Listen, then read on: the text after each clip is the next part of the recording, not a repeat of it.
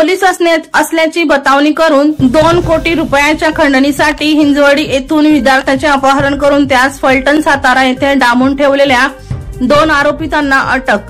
8,40,000चा मुद्देमाल जप्त। दिनांक 29/8/2024 रोजी हिंजवडी पोलीस ठाणे हद्दीतून जांभे येथील कोलते पाटील सोसायटीतून एका विद्यार्थ्याचे अपहरण करून त्यास फलटण डांबून ठेवून त्याच्याकडून 2 कोटी रुपयाची खंडणीची मागणी करून पैसे न मिळाल्याने त्याच्याकडे सोन्याची चेन, 2 अंगठ्या व ऍपल वॉच काढून घेऊन त्याला दिनांक 30/8/2024 रोजी पुणे पंढरपूर हायवेवर सोडून दिले।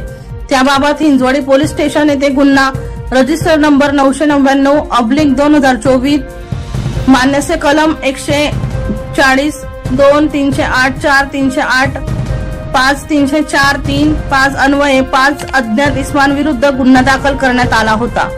सदर गुन्ह्याचे गांभीर्य ओळखून पोलीस आयुक्तांनी गुन्हा उघडकीस आणून आरोपितांना तात्काळ अटक करण्याचे आदेश दिले होते।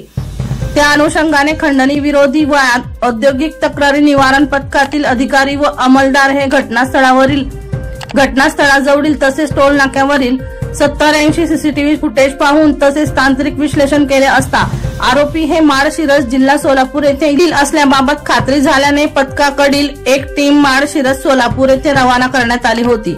दाखल गुन्हा त्यांचे इतर साथीदारांच्या मदतीने केला असल्याचे निष्पन्न झाल्याने त्यांनी गुन्ह्यात वापरलेली स्विफ्ट कार व 2 मोबाईल फोन असा एकूण 8,40,000 रुपये किमतीचा मुद्देमाल जप्त करण्यात आला आहे। रोहन सोनाडे यांचा रिपोर्ट बुलंद पोलीस टाइम्स पुणे।